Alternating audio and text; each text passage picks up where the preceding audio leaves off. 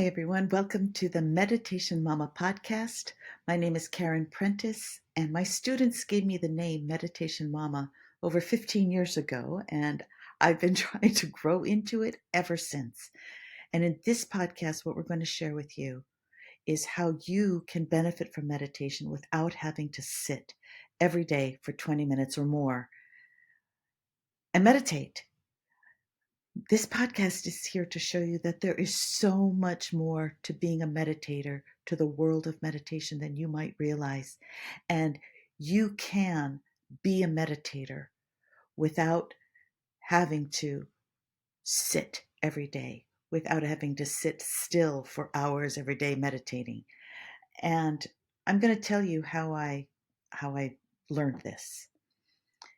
When I started meditating in the 90s, I was a mom of 4 kids, overwhelmed, busy. Things were imploding all around me. My kids were between the ages of 7 and 16 when I started meditating. And what happened was I was trying to sit every day as they told me to. And at the same time, I was trying to practice some of the teachings, some of the things they said, which is to just show up, be present in your life. And so my mantra became, Caren, just show up for the life you're having. Show up for the life you're having. And I was trying to not slip into feeling my life should be this way, or that I getting trapped into what my dreams and fantasies were, but to literally just show up for the life that was in front of me without resisting it, without blaming it or getting angry about it, which if you're a mom or actually anybody, you know that's not such a simple thing to do. So I'm trying to do that. And at the same time, I'm trying to meditate every day. And then there became a point where it was like, wait a minute, either I'm showing up for my life, which is kids, up all night puking and I'm exhausted and I can't get up early to meditate, or um, people have to get up early to do something and I have to get up extra early. And so I'm either showing up for my life or I'm saying no to those things and I'm sitting to meditate. And I was so conflicted and I was feeling like such a failure. And I was feeling like, I really want to make this work. This was my last resort. We'll get into that maybe in another time. But I was desperate to find a way to change and be less angry, less frustrated. And so I remember right where I was standing in our bedroom, and I thought to myself, I can't do it this way. I just can't do it like this. I'm going to use my life as my meditation. I'm going to just do everything I'm supposed to be doing when I sit, and I'm going to just use it all day long. I'm going to use it in my life. And, to be honest with you, I thought I was cheating. Yes, you heard me right. Cheating. I mean, how can you cheat at meditation? I felt I was cheating at meditation because I wasn't sitting every day. But you folks, here's what happened. I was changing. I was changing. I was changing. I was becoming less reactive. I was less angry. I was less controlling. I had days where I was actually happy. I had days where the things that used to trigger me and set me off, it was just, you know, it was amazing. But I still wouldn't admit that I wasn't sitting every day because that's what you were supposed to be doing, right? And so what I want to share with you is that you can be a successful meditator even if you don't sit every day in what we call formal meditation. Formal meditation is the time you spend sitting and practicing your meditation techniques. Informal meditation.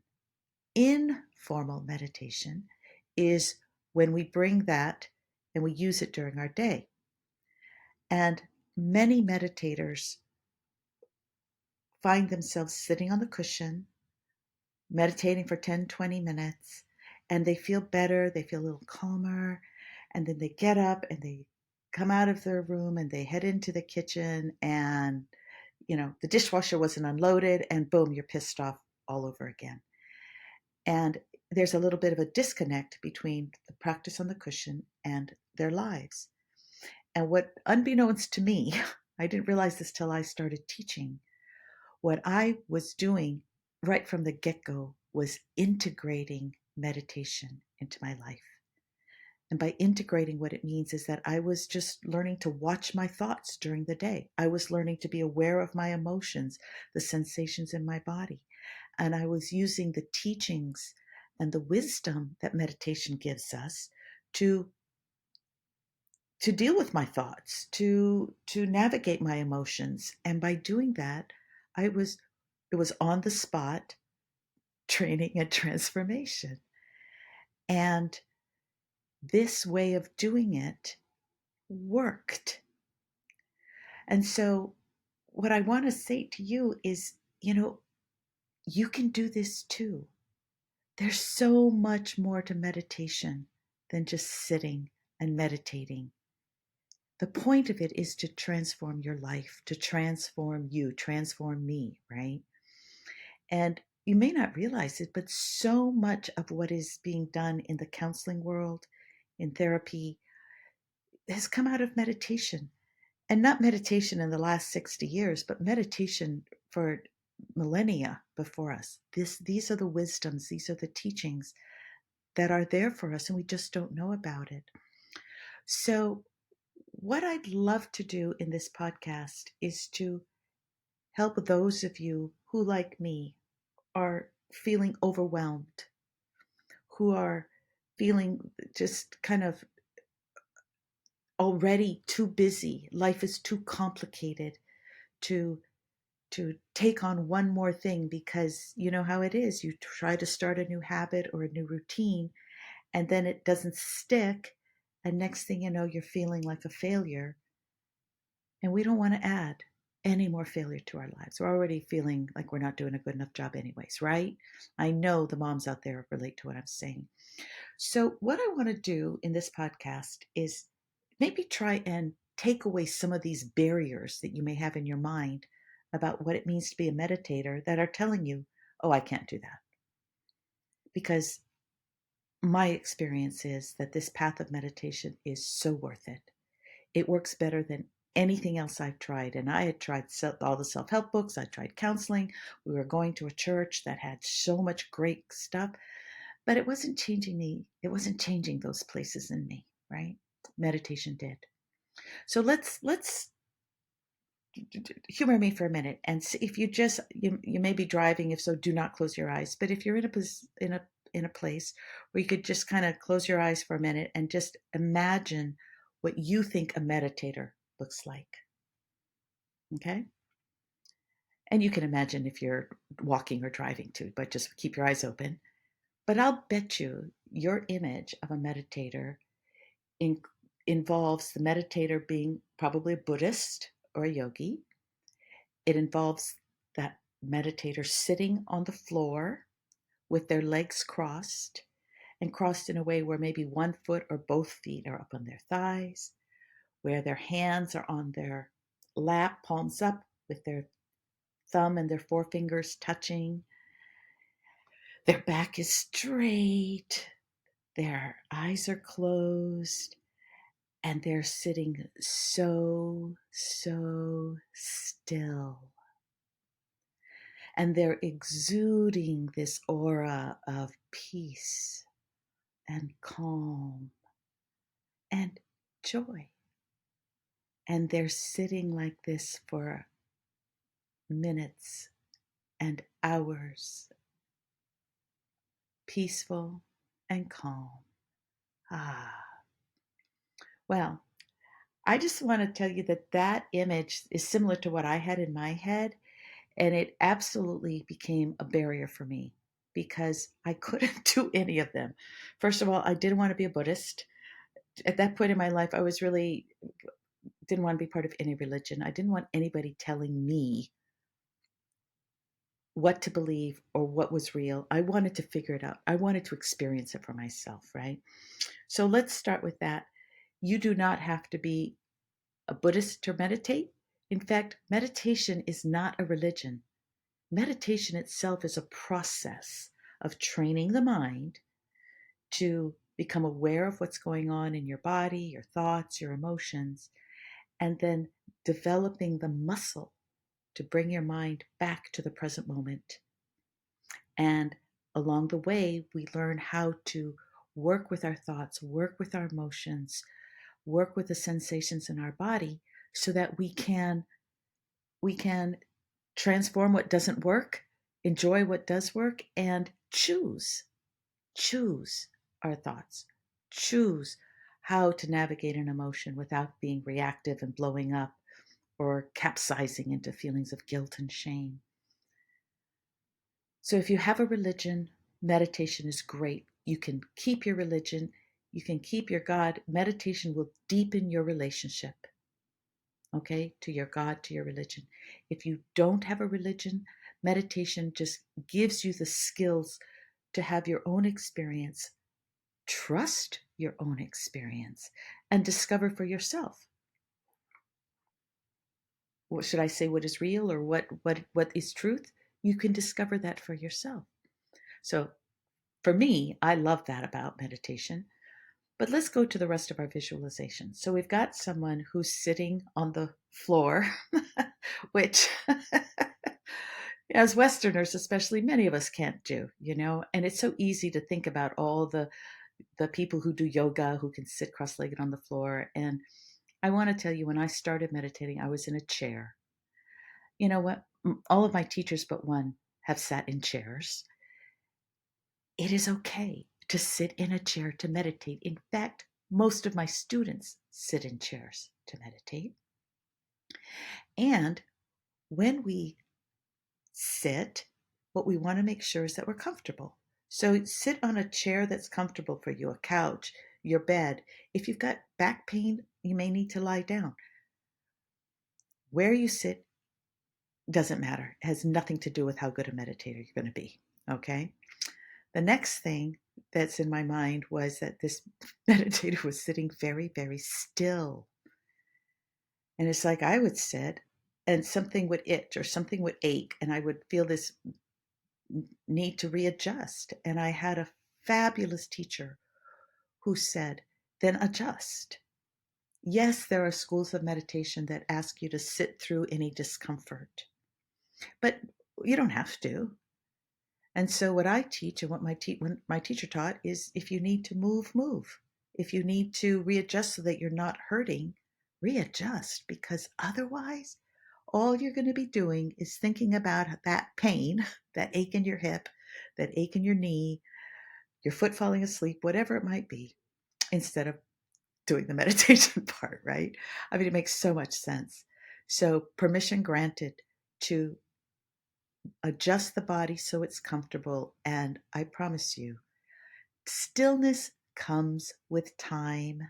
It comes with practice. And I have a lovely story at the end of this episode to share with you about one of my students and who went from being an incredible fidgeter to a very, very still meditator. The other thing in my visualization is that this person is sitting there exuding an aura of peace and calm. And so when I started meditating, I thought, okay, I'm going to sit, I'll take a breath, I'll just come into my moment, and I will find peace and calm. And what I found instead was a mind that was just filled with thoughts. It was just filled with thoughts.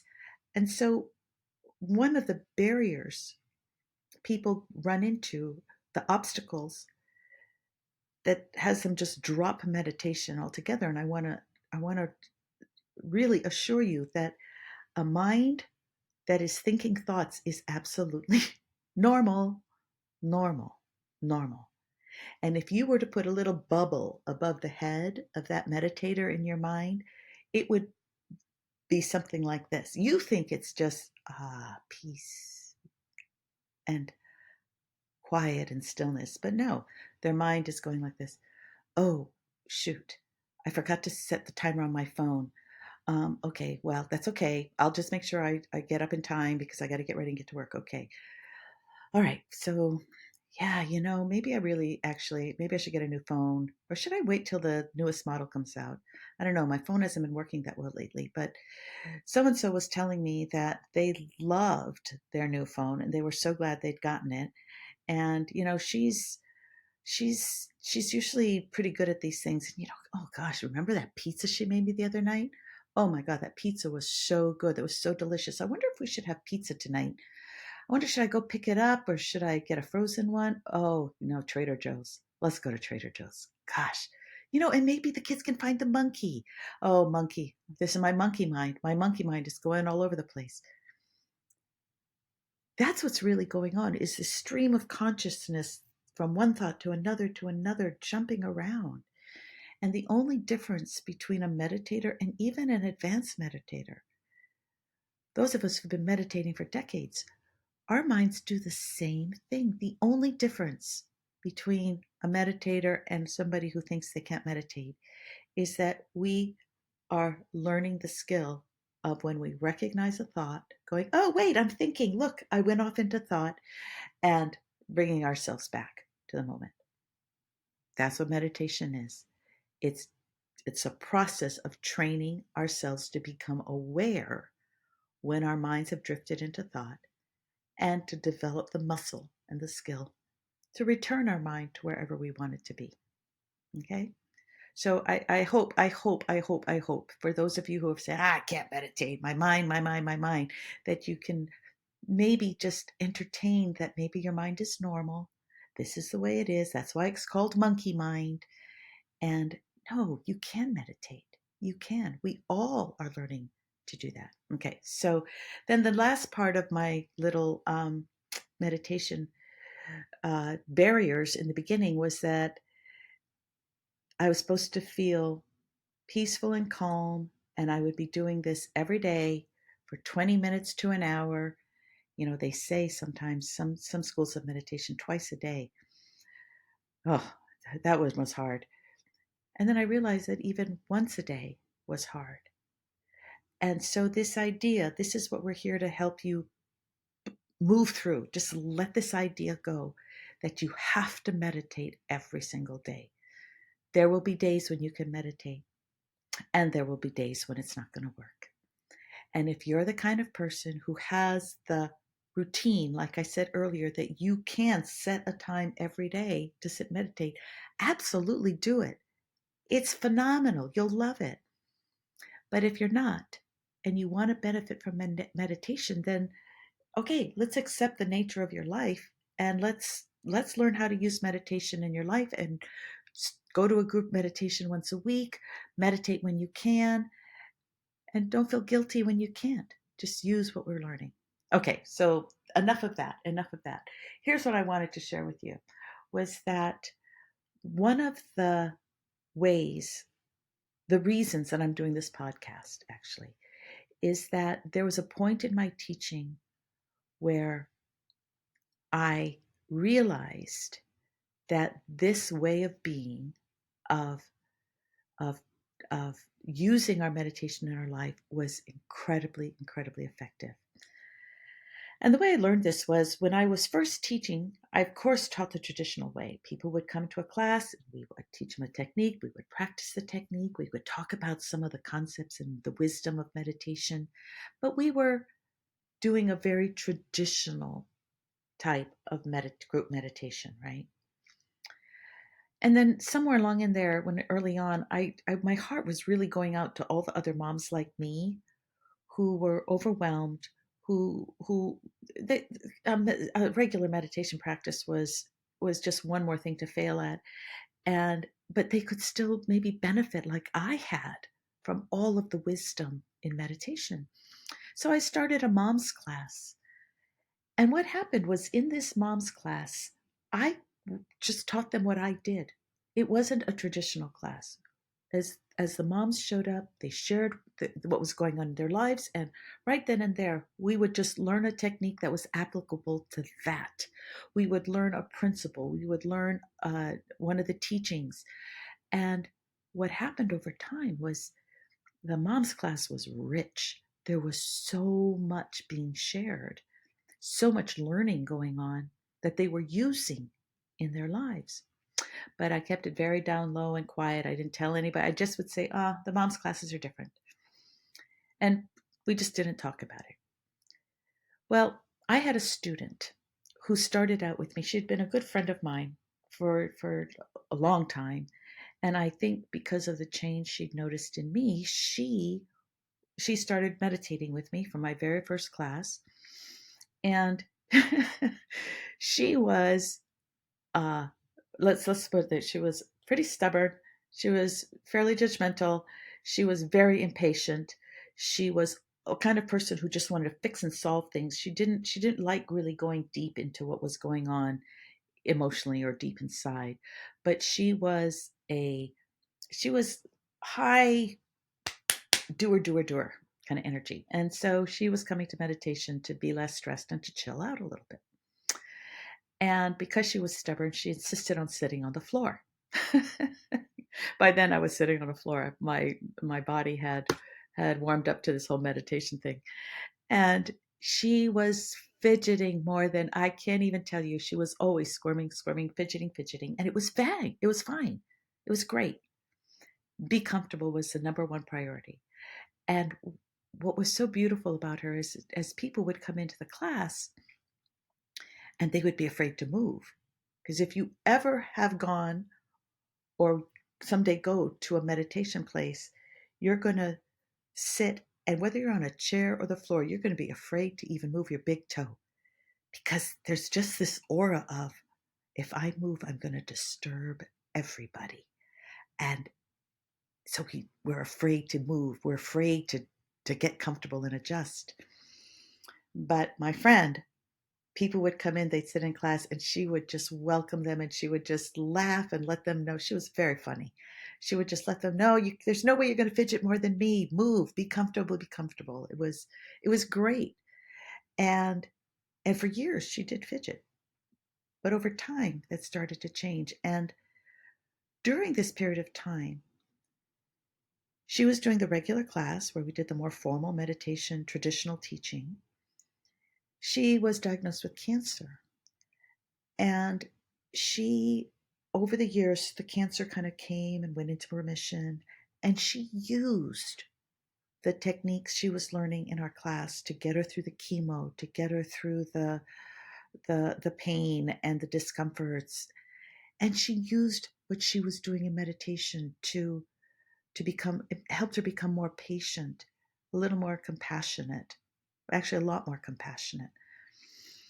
And over time, and she meditated with me for about 12 years, she became a very strong, clear, strong, still meditator. She could sit in so much stillness, and she could go deep into meditation. It was beautiful, beautiful to watch her. And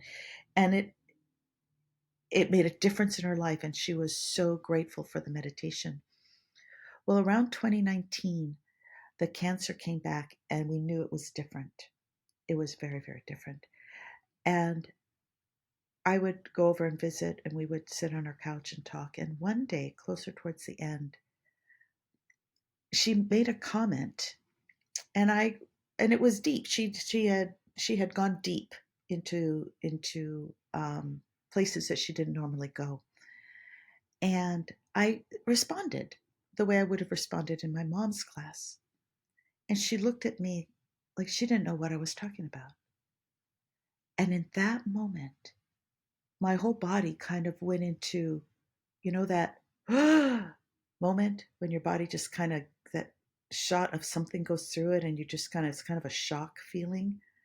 And I realized with almost horror that for all of the skill and progress, and she was an advanced meditator, she didn't know what my moms knew. She didn't know how to use so much of the wisdom and the techniques in her life because I hadn't shared those things. We hadn't talked about how do you, in a moment of feeling judgment, what do you do with that? In a moment where you're hurt, how do you work with it in that moment? That's the kind of stuff we talked about in the mom's class. How do you, when your kid comes at you with something, how do you let go of being so controlling and find the open heart space to see them as them and not as you think they should be? And it was a moment, and we did talk. We did talk for a moment, but I left realizing that I was doing the rest of my students a disservice by not teaching them how to use the meditation in their lives like I had been doing with the moms. And shortly after this, COVID hit. And so we went all online, and because of this moment with my dear friend, when we went online, I started changing the way I taught my classes, and I started incorporating more of, now, how are you using this? How are we using this in our lives? And it's working. It's working. So this is what I'm here to say, is that there are teachings, there are ways of being in the world that meditation gives us that we can use. We can use when we're hurting. We can use when we're angry. We can use when we're comparing ourselves. We can use when we're feeling like a failure. There's so much in the world of meditation that most of us didn't realize, right? And so my hope is to share with you how you can meditate without having to sit every single day. You're not a failure if you can't do that. You can still be a meditator. And so I would like to just kind of come back to my friend, because I'm sure you're wondering how things went. She did end up dying from cancer, but she had a good death, what we would call a beautiful death. She was calm. She was using her favorite technique. She was so present. There was no fear. Her family was with her, and they were meditating. I was meditating with her, and she went peacefully.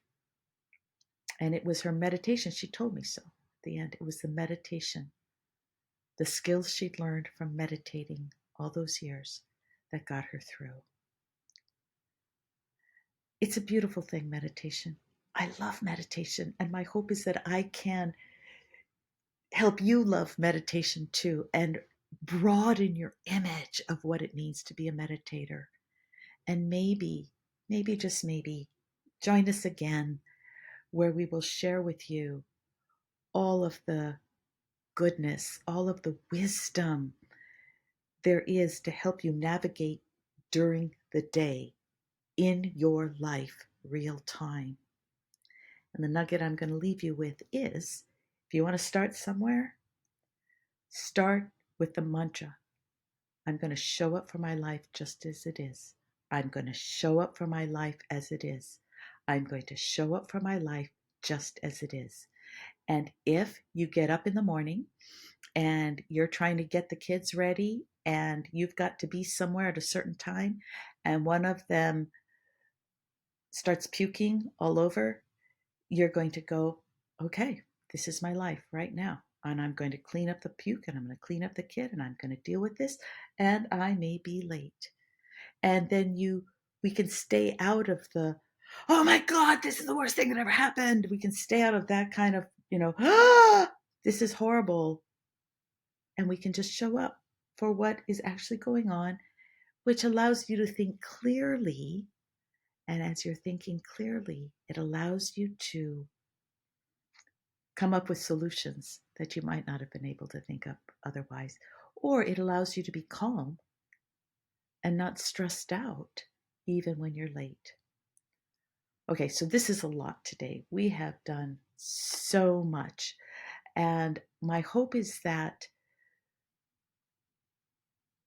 I've inspired you, or giving you a sense of that there's hope, that there's a way to not be overwhelmed. There's a way to not feel so angry, not to feel so much shame or fear, or feel the need to control everybody and everything. That there's a way to live where you will be happier. And meditation can give us those things. Meditation can give us the skills, and the tools, and the wisdom to do that. So I hope this has been meaningful. I hope this can help you. And I will look forward to seeing you on our next podcast.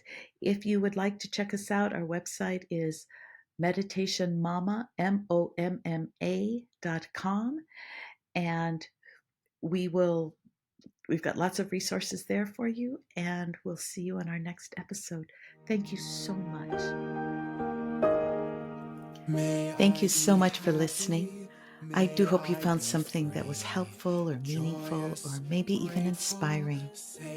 If you have any questions, please email me at podcast@meditationmomma.com, and I'll be sure to answer them on one of our upcoming episodes. And in the meantime, let's all just take a moment to just let our attention drop into that heart center, and let's take this thought with us into the rest of our day, the rest of our week. May all be happy, may they be free, joyous, grateful, safe and at ease. May they live wisely, flowing downstream, row their boats gently and sing merrily. May I be happy, may I be free, living with kindness in sweet harmony.